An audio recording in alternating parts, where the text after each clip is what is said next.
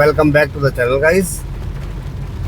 तो अपना काम ख़त्म करके हम चल रहे हैं घर। और आज है कुछ बारिश का मौसम।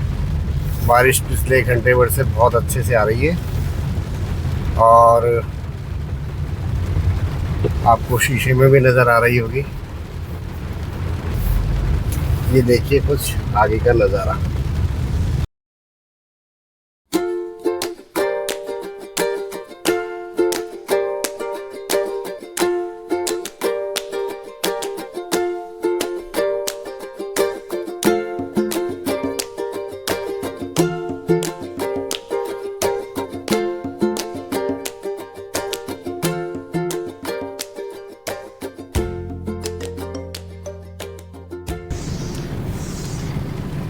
फ्रेंड्स, हम चल रहे हैं घर और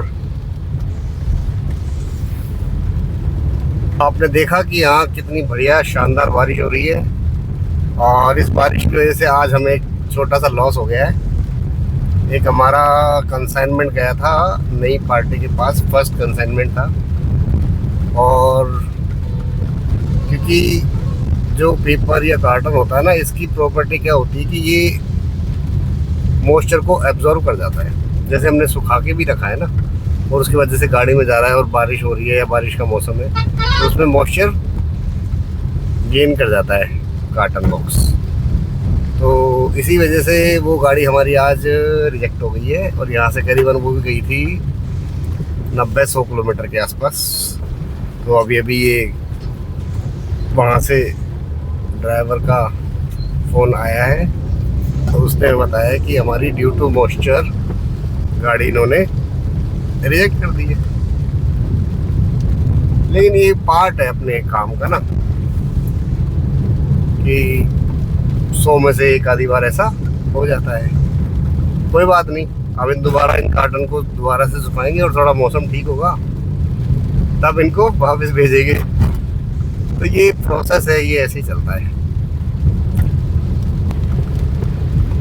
बारिश के मौसम में क्या होता है, थोड़ा खतरा बढ़ जाता है क्योंकि विजिबिलिटी है ना, वो थोड़ी कम हो जाती है। अच्छा, हमें एक चीज़ और है कि बारिश के अंदर हमारी गाड़ी के वाइपर जो होते हैं ना, वाइपर ब्लेड्स जिनको बोलते हैं, वाइपर ब्लेड्स, ये बिल्कुल ठीक होनी चाहिए। वरना क्या होता है कि बारिश में जब हम गाड़ी चलाते हैं, वाइपर चलाते हैं ना, तो अगर हमारे वाइपर ठीक नहीं है तो उनकी वजह से विजिबिलिटी आगे की ठीक नहीं दिखती है और इससे एक्सीडेंट के चांस थोड़े बढ़ जाते हैं। और इन वाइपर ब्लेड्स की कीमत बहुत ज़्यादा भी नहीं होती है, 501 रुपये में ये दोनों रिप्लेस हो जाते हैं। तो मेरा मानना है कि इसको रिप्लेस टाइमली कर देना चाहिए। जैसे आपको लगता है कि हाँ थोड़ा बहुत मेरा गड़बड़ होने लग गया है, उस टाइम पे ही। और गर्मियों में क्या होता है ना कि ये ब्लेड्स हमारे जो फ्रंट मिरर होता है इसके ऊपर अटैच रहता है। तो जब धूप होती है तो ये बहुत ज़्यादा गर्म हो जाते हैं शीशे। और वो जो ब्लेड होती है वो रबड़ की होती है। आगे जो हमारी वाइपर ब्लेड्स होती है उसके आगे का पार्ट जो होता है वो रबड़ का रहता है।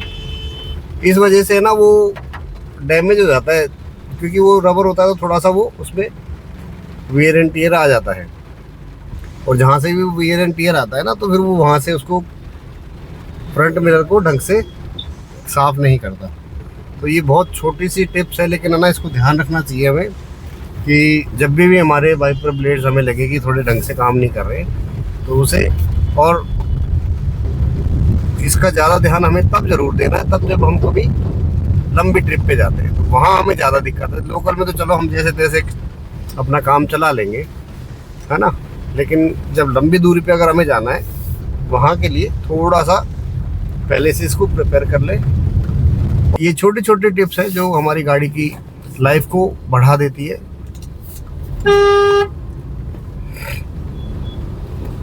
और ये चीज़ें वो है जो देखो मैं अपने गाड़ी के साथ में करता हूँ, तो वो मैं आपको बता रहा हूँ। और यहाँ बारिश कम हो गई है थोड़ी अलवर में आने के बाद। जहाँ हमारा इंडस्ट्रियल एरिया है वहाँ पे अच्छी बारिश थी, यहाँ तो बूंदाबांदी आ रही है। वहाँ बहुत ज़्यादा थी, पिछले 1-1.5 घंटे से वहाँ लगातार बारिश हो रही थी। तो इतना फ़र्क पड़ता है। कई बार अलवर से कुछ फ्रेंड्स है वो फ़ोन करते हैं और बहुत शानदार बारिश आ रही है, वहाँ क्या हाल है।